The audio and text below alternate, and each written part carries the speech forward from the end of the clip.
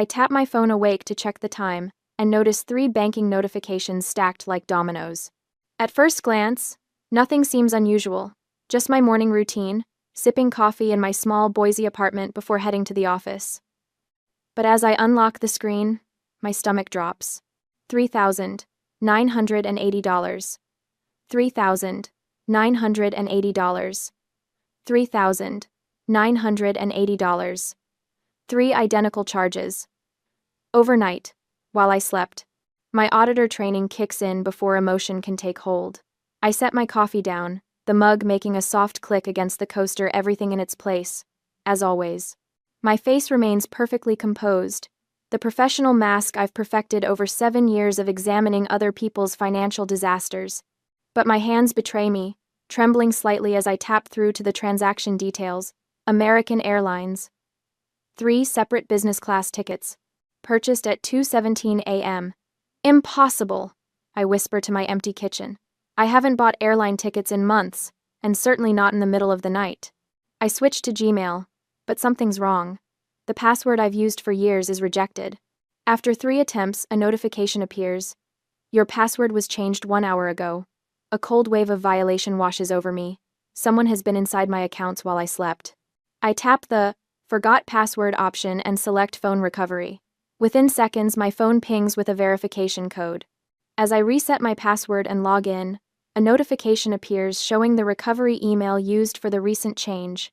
p.garcia.mom@aol.com. P. My mother's email. I sit very still, processing this information with the detached precision that makes me good at my job. The evidence forms a clear pattern, but my mind resists the conclusion. Parents don't steal from their children. They just don't. As I scroll through my inbox, I find them 3 airline confirmations, already marked as read. Business class tickets to Maui. 1 for my father, Mitchell. 1 for my mother, Paula. 1 for my brother, Evan. My phone buzzes with a text. My mother's name appears on screen. Thank you for gifting the family their dream trip. I knew you were always generous. I love you. The coffee turns bitter in my mouth. My mind flashes back to last week, when this all began. Mom created the group chat on a Tuesday evening. Garcia Summer Retreat 2026, she named it, as if it was already decided. I'd muted it immediately, but not before seeing her first message claiming I had volunteered to sponsor the trip. The family Zoom call 2 days later had been a disaster. Me at my kitchen table, trying to clear up her misunderstanding, while the rest of the family discussed Maui excursions.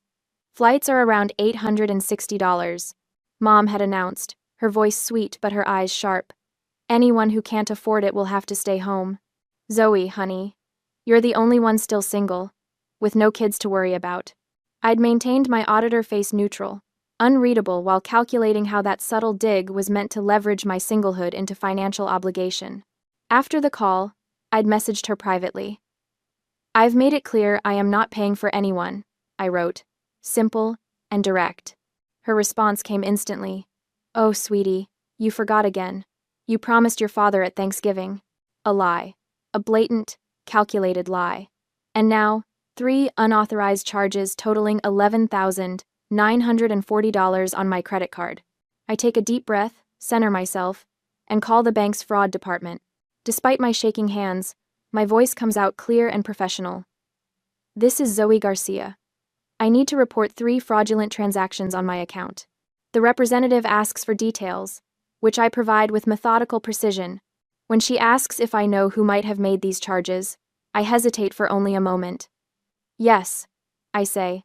This is identity theft committed by a family member. A pause on the other end. Miss Garcia, because you have identified the perpetrator, to proceed with the dispute and protect you, we require you to file a police report. The words hang in the air. Filing a police report against my own mother.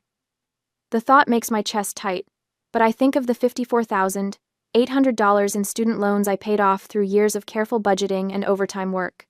I think of the small apartment I can finally afford, where everything is organized exactly as I like it.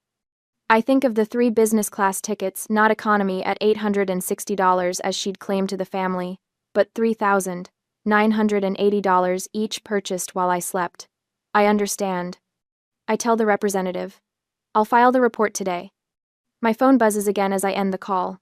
The bank has already notified the airline of potential fraud. The tickets are instantly canceled. Almost immediately, my phone explodes with messages. From Mom. Zoe, what did you do? The airline just called us. From Dad. Call your mother right now. Fix this. From Mom again. We told everyone about this trip. You can't embarrass us like this. I set the phone down, my hands finally steady. Through the window, I see my father's truck pull into my apartment complex, tires screeching as he parks haphazardly across two spaces. He slams the door and strides toward my building, his face already flushed with anger. I know what's coming. The shouting, the intimidation, the same tactics they've always used to get their way. But something has shifted inside me. Perhaps it's the auditor in me seeing the pattern so clearly now. Their two mortgages, the $37,000 in credit card debt I discovered when preparing their taxes last year, the facade of wealth they maintain while living beyond their means. Or perhaps it's simply that they've finally gone too far. I stand up straight, smoothing down my shirt. I check that my phone is recording in my pocket. I prepare to face my father, not as a daughter, but as a victim of fraud with evidence in hand. Later that afternoon, I stared at my laptop screen, the blue light harsh against my eyes as midnight approaches. Sleep isn't an option, not with the weight of betrayal pressing down on my chest. The bank representative's words echo in my mind. We'll investigate, but it may take up to 10 business days. 10 days is too long to wait for answers. I need to understand how deep this violation goes. The forgotten AOL account p.garcia.mom@aol.com stares back at me from my screen. Mom had created it years ago when I left for college, supposedly to stay connected. I'd never used it, considering it just another of her controlling gestures. Now I understand its true purpose. I click through my recovery options on several accounts. There it sits, neatly listed as a backup for Gmail, Amazon, my credit card portal, all added without my knowledge or consent. She kept it active all this time. I whisper to myself, the realization spreading like ice through my veins. She was waiting for the right moment. I switch to my banking portal and begin scrolling through months of statements. At first, nothing jumps out. Then I notice a pattern hidden in plain sight. Small charges. Test runs. A $14.99 transaction at a grocery store I never visit. A $23.45 charge at a gas station in Meridian when I was home in Boise. Each one just small enough to fly under my radar. My phone buzzes beside me. Dad, you'd better fix this by tomorrow. Your mother is devastated. I set the phone face down without responding. The intimidation tactic is so familiar it's almost comforting in its predictability. First comes Dad's anger, then Mom's tearful manipulation. Their strategy hasn't changed since I was 10 years old. Mitchell creates fear, Paula exploits guilt. I open a new document and begin methodically logging each unauthorized access attempt I can find. Dates, times, amounts. The auditor in me takes over, transforming hurt into data points, betrayal into evidence. An email notification pops up, Aunt Virginia forwarding a family message from Mom. I'm so sorry, everyone, but our family trip might be canceled. The economy tickets, $860 each, are selling out fast, and Zoe's having some kind of breakdown about helping the family. Please pray for her. I laugh bitterly. Business class at $3,980 versus $860 economy, a $9,360 difference she conveniently failed to mention to anyone. The lie is so brazen it momentarily takes my breath away. I take a screenshot, saving it to my growing evidence file. Then I notice the email thread below messages I wasn't meant to see. Aunt Virginia hadn't realized they were included when she forwarded Mom's message. Paula. We need to book soon before she changes her mind. Once the charges go through, she won't make a scene. She hates confrontation too much. Mitchell. Her credit limit is high enough? We need 3 tickets. Paula. She's been working overtime for 2 years. Trust me, she has the credit. She'll cave once it's done, she always does. Family obligation is her weakness. I push away from my desk, stomach churning. They had planned this for months, dissecting my finances, targeting my vulnerabilities, discussing me as if I were an ATM rather than their daughter. The next morning, bleary-eyed from lack of sleep, I dive deeper. Bank statements spread across my kitchen table like evidence at a crime scene. Coffee grows cold beside me as patterns emerge with terrible clarity. My parents' financial house of cards becomes clearer with each document I examine. 2 mortgages underwater. Credit card statements showing minimum payments. Collection notices poorly hidden in their desk drawer when I helped organize their tax documents last year. The endless stream of new furniture and clothes and vacations, all to maintain the appearance of success while drowning in debt. And it wasn't just me. Notes in my mother's handwriting about Aunt Virginia's card, helping with a roof repair. A reference to cousin Hannah's contribution to medical bills. My brother Evan's ruined credit score makes sudden, terrible sense. I remember the pride I felt paying off my student loans, $54,800 eliminated through 3 years of brutal overtime, and living on rice and beans.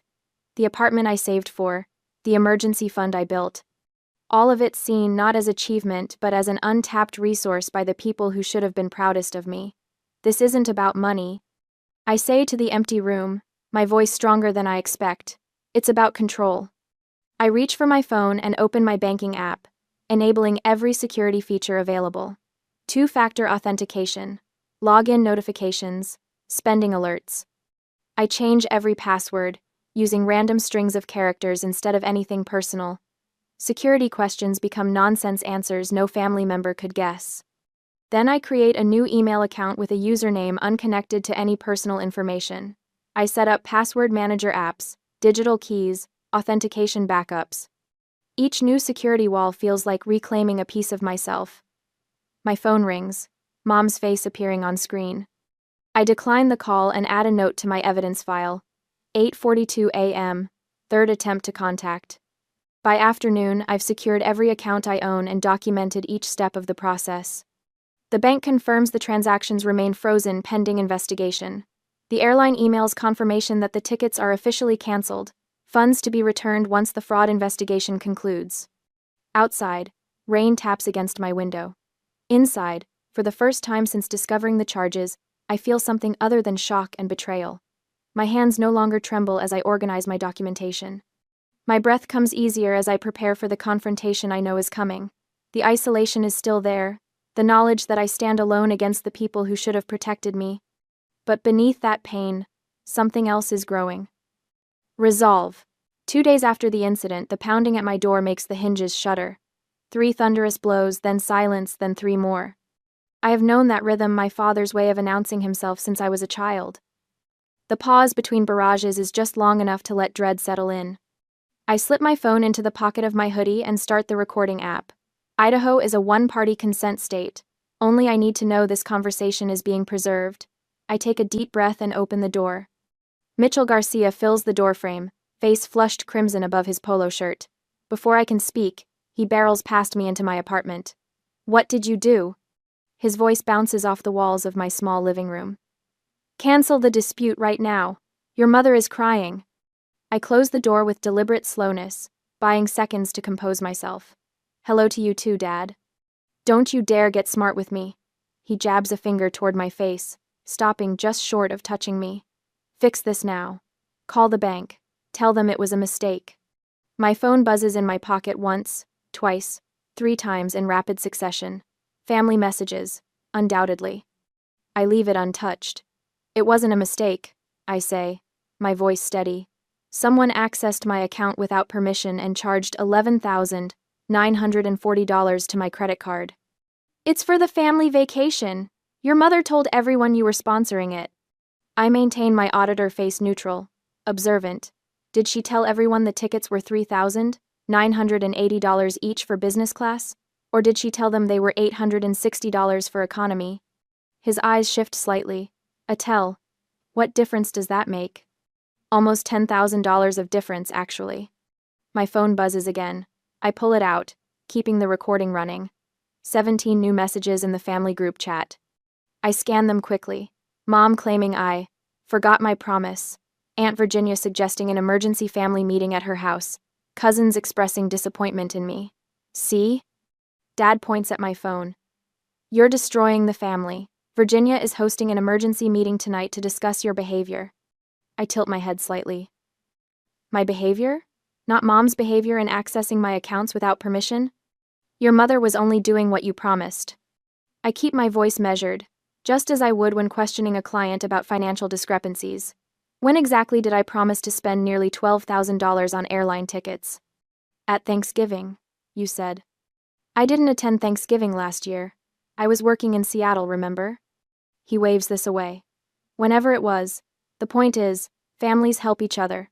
When your brother needed bail money last year, I paid it. When your cousin needed her transmission fixed, Virginia covered it. I see my opening. Speaking of Aunt Virginia, how many times have you used her credit card without asking? His face freezes for a fraction of a second, just long enough to confirm my suspicion. That's completely different. He sputters. We've used Virginia's card before. Nobody said anything. She knows how these things work in a family. The admission hangs in the air between us. I wonder if he realizes what he's just confirmed on the recording. Does she know about the roof repair charge for $2,400? I'm guessing, fishing for information. His eyes widen slightly. Another tell. This isn't about Virginia, he says, voice dropping to a dangerous growl. This is about you canceling our vacation and embarrassing your mother in front of everyone. No, I correct him. This is about the $11,940 you and Mom stole from my credit card. We didn't steal anything. He slams his hand down on my kitchen counter. It's family money. Family money would mean I had agreed to spend it, I say. I didn't, and you lied to everyone else about the cost. Economy tickets are $860, not $3,980. Why did you need business class if this was just about family togetherness? His face darkens. You think you're so much better than us with your fancy auditor job and your perfect credit score. You've forgotten where you came from. I remember exactly where I came from, I say quietly. I remember sleeping in the car after the electricity was shut off, because you bought a boat, instead of paying the power bill. That was one time. He steps toward me, fists clenched. I stand my ground. Leave now, or I call the police and play this recording. The color drains from his face as he glances at the phone in my pocket. You wouldn't. I already filed a fraud report with the bank, I say. Police report is next. Your choice if you want to be here when the officers arrive. He stares at me for what feels like minutes, rage and disbelief warring on his face. Then he turns and yanks the door open. Your mother and I gave you everything, he says, his voice suddenly tired. This is how you repay us? The door slams behind him. I lock it, then slide down against the wall until I'm sitting on the floor. My phone buzzes again. Aunt Virginia's name appears on the screen, not in the group chat, but a private message. Zoe, what's this about your mother making charges on my card? I've been reviewing my statements and found some transactions I don't recognize. Before I can answer, a text from Cousin Hannah arrives. Hey, did Aunt Paula ever borrow your credit card? She used mine for what she said was a medicine emergency last month, but I just got billed for $1,100. The pattern clicks into place. I'm not the only victim, just the first to speak up. My hands shake slightly as I dial the non-emergency police number. The dispatcher connects me to an officer who takes my information with professional detachment. I provide dates, amounts, and the name of the bank's fraud department contact. The officer assigns my case a number, #81 ID. We'll be contacting Mr. and Mrs. Garcia for a statement. She tells me. The bank has already provided preliminary documentation of the unauthorized access. I thank her and end the call, just as notification from my bank appears. Fraud investigation complete. Disputed charges $11,940, reversed. Funds will appear in 2 to 3 business days. Almost immediately, my phone lights up with incoming calls. Mom, Dad, Mom again, Dad again. I silence each one, watching them stack up in my missed calls list. For the first time since discovering the charges, I allow myself to cry. Not from sadness, but from a complex tangle of emotions I can't quite name. Relief, vindication, grief, resolve, all washing through me in waves. When the tears subside, I open a blank document on my laptop and begin typing a letter to my parents. 3 paragraphs in, I delete it. Some things can't be fixed with words. Instead, I open my journal and write. Financial boundaries are emotional boundaries. Love cannot exist without respect. The words feel right, a simple truth I should have recognized years ago.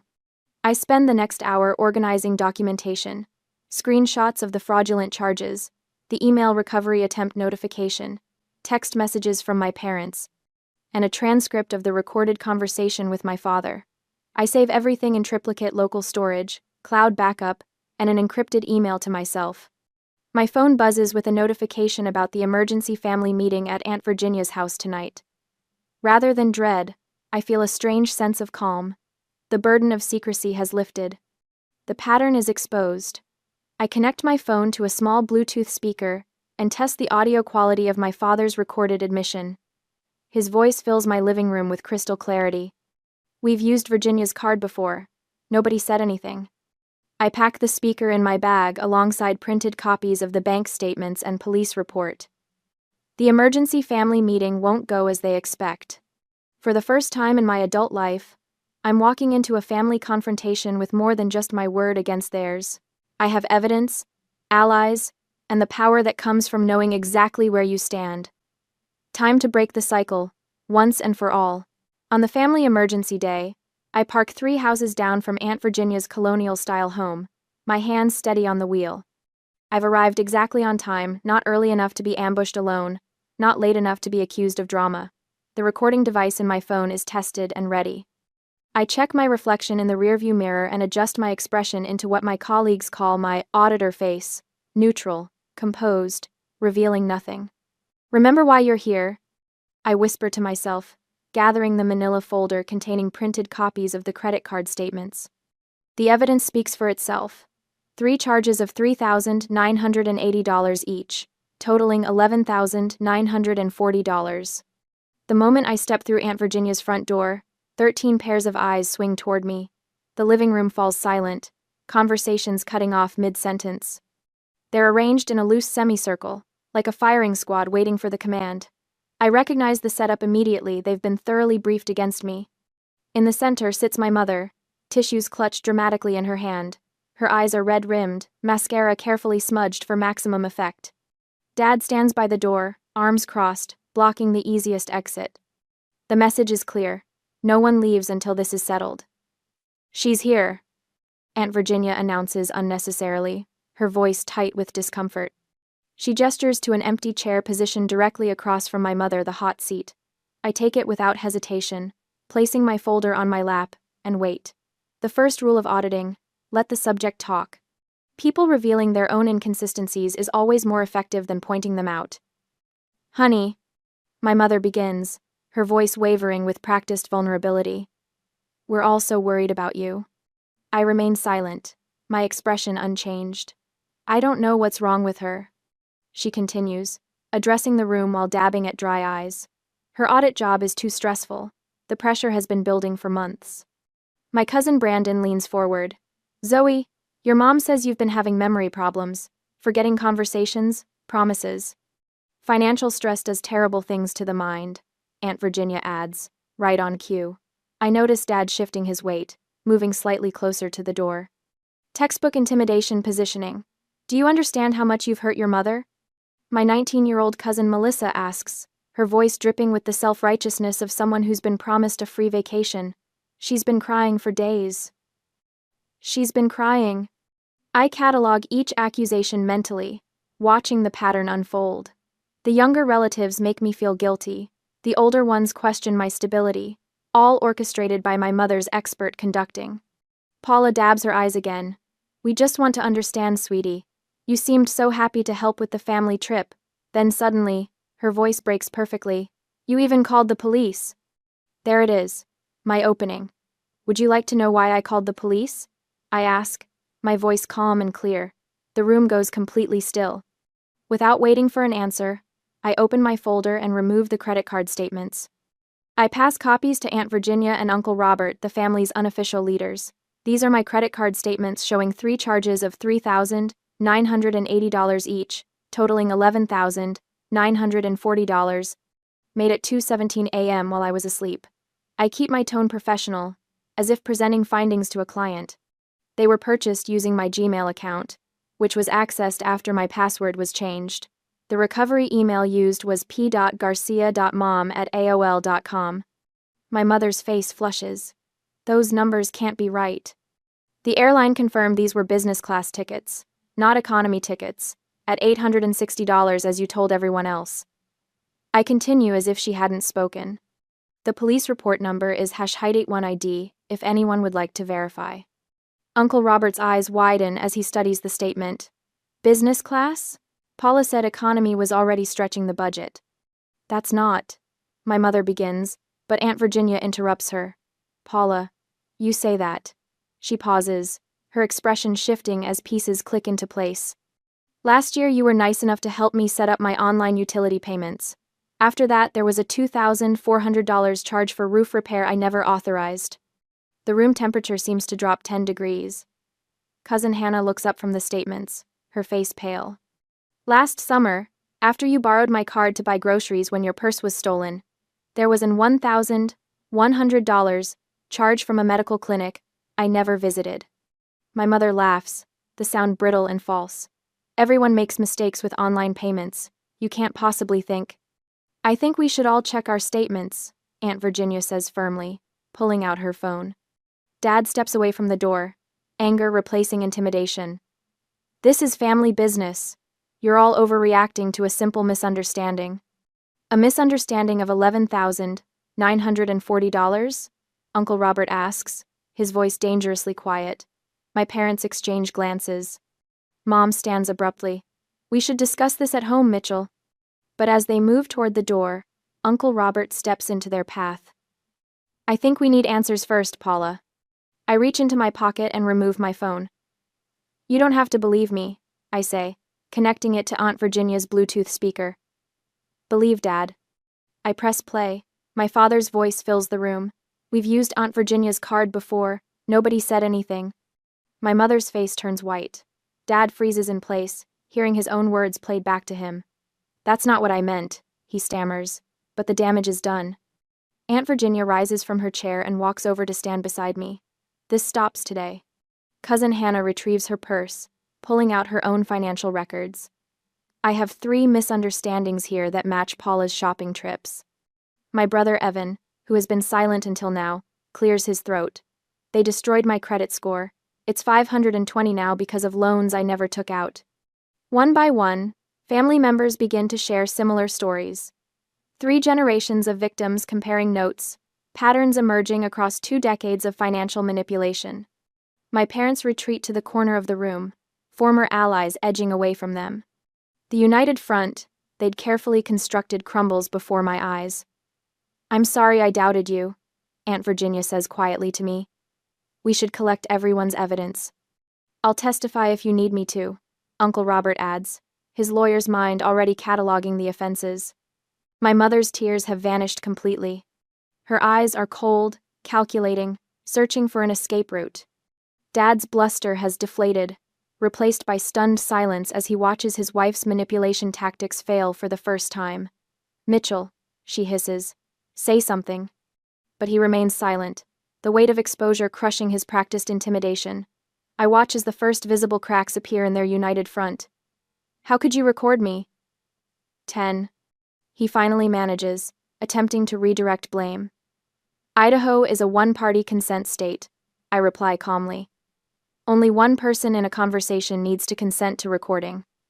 I consented. We need to establish clear financial boundaries, Aunt Virginia announces to the room. Starting today. My parents exchange glances, fear replacing confidence as the true consequences of their actions begin to take shape. They've lost control of the narrative, and with it, their power over the family. The facade that took decades to build has crumbled in less than an hour. I remain seated, my auditor face finally revealing a trace of satisfaction. The tables have turned, and for once, the manipulators are the ones with nowhere to hide. 2 days later, I spotted them the moment I pulled into the company parking lot. My parents' silver Lexus, the one with 2 years of payments left on a 7-year loan, idles near my reserved space, engine running despite the mild spring morning. Mom sits in the passenger seat, her back unnaturally straight, while Dad drums his fingers against the steering wheel. They've been waiting. My stomach tightens, but I keep my face neutral. The auditor face. I park 3 spaces away and gather my things, taking my time. Through my windshield, I watch Mom nudge Dad. He kills the engine, and they both step out. Zoe, Mom calls, her voice honeyed with false cheer. Honey, we need to talk. I lock my car and walk toward the building entrance, briefcase in hand, as if I haven't seen them. My coworker Jill passes by, offering a quick wave before disappearing through the glass doors. Mom intercepts me halfway across the lot, Dad trailing behind her like a reluctant shadow. Her mascara is perfect, but the skin beneath her eyes looks paper-thin. She's lost weight since the family meeting 2 weeks ago. Please, she whispers, glancing around to ensure no one can hear. Just 5 minutes. I check my watch. I have a meeting at 9. This is important, Dad interjects, his voice lacking its usual thunder. Mom reaches into her designer purse, the one she bought after maxing out her Nordstrom card last Christmas, and pulls out a stack of papers. I recognize the bank letterhead immediately. Home equity line of credit application. 401k early withdrawal forms. They're financial lifelines. Listen, Mom says, her voice dropping even lower. The bank is demanding $11,940 by the end of the month. We just need you to make one phone call to the fraud department. Her fingers tremble slightly as she clutches the papers. Tell them you made a mistake, that you authorized the charges. I stand perfectly still, watching the desperation play across her face. We'll pay you back, Dad adds, eyes darting toward the office building. We swear. We just need time to get the money together. You know I can't do that, I reply, my voice flat. Filing a false police report is a crime. Mom steps closer, perfume enveloping me like a toxic cloud. Think about what this means, Zoe. Your father and I might not be at Thanksgiving this year, or Christmas. She reaches for my arm. You'll be all alone. Is that what you want? I step back, breaking contact. 2 more coworkers walk past, casting curious glances our way. Your choice affects all of us, Dad says, his voice hardening slightly. What will your cousins think? Your aunts and uncles? That you'd throw away your family over a misunderstanding? A misunderstanding? The word tastes bitter on my tongue. Mom's eyes narrow, calculating. What about your work friends? I'd hate for them to get dragged into our family drama. She nods toward the building.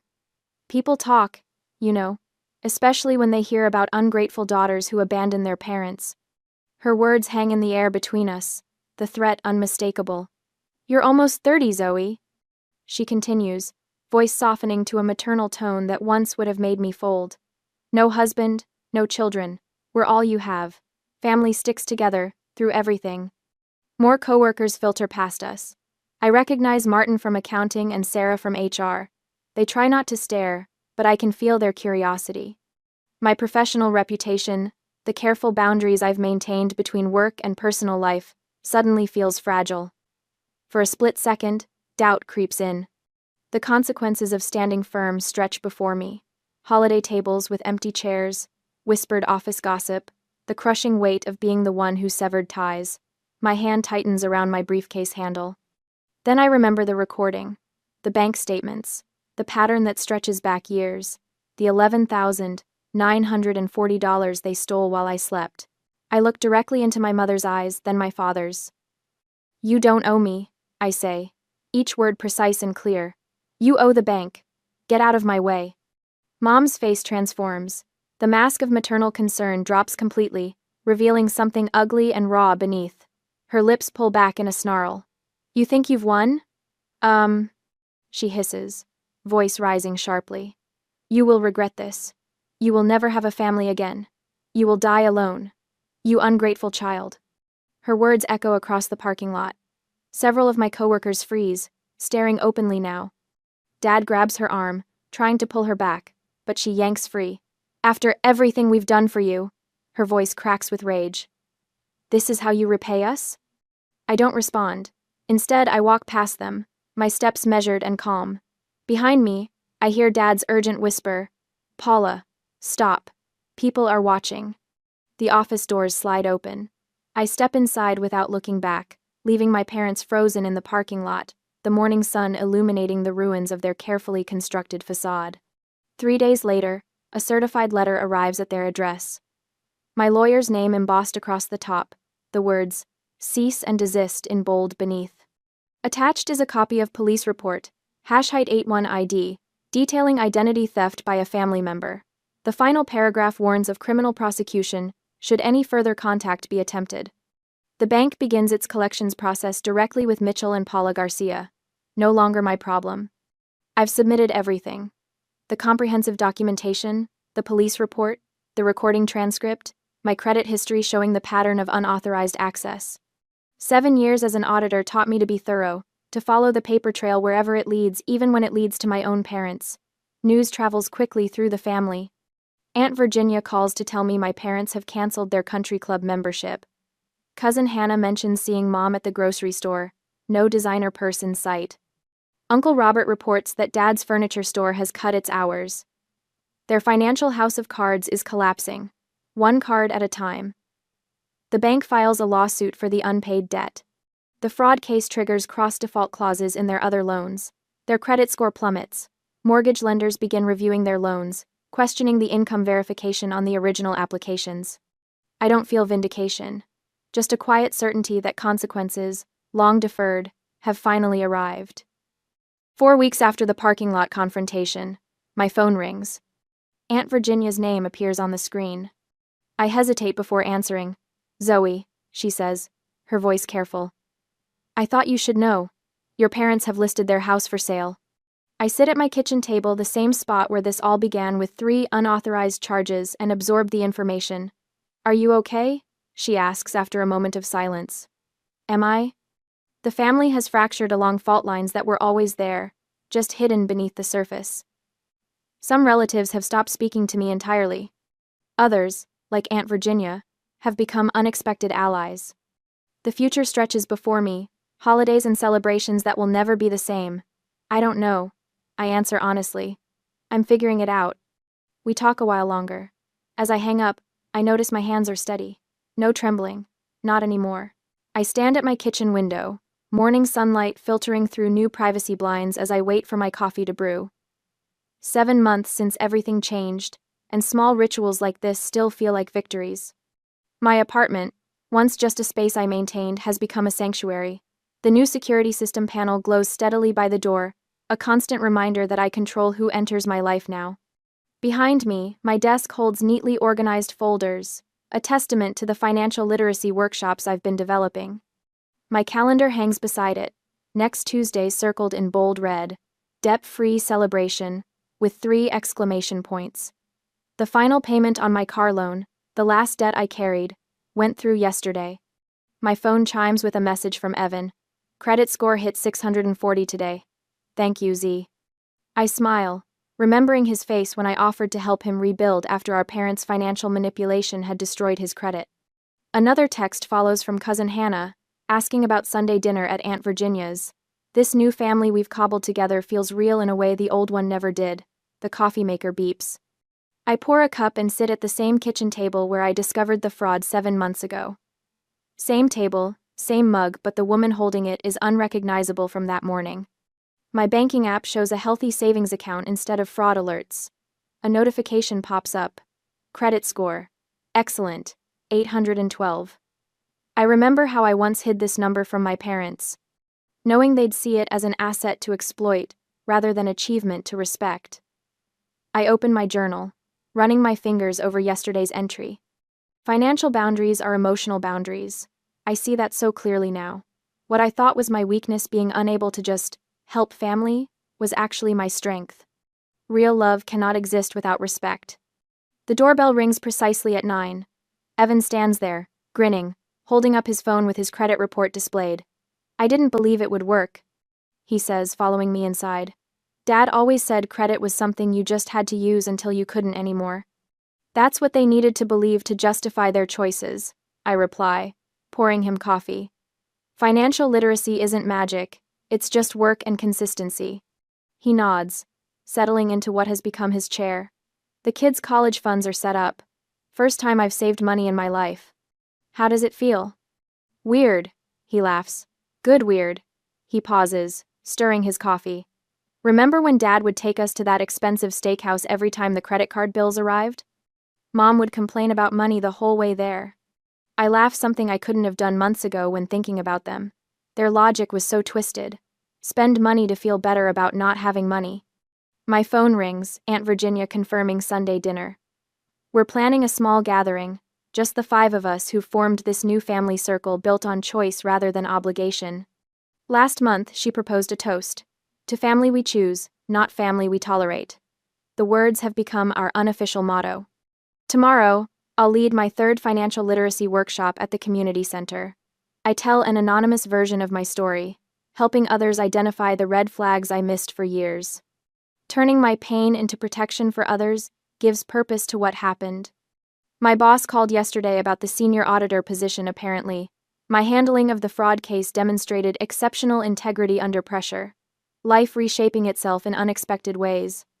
I close my journal thinking of what I'll write tonight. You cannot love without respect. You cannot respect without boundaries.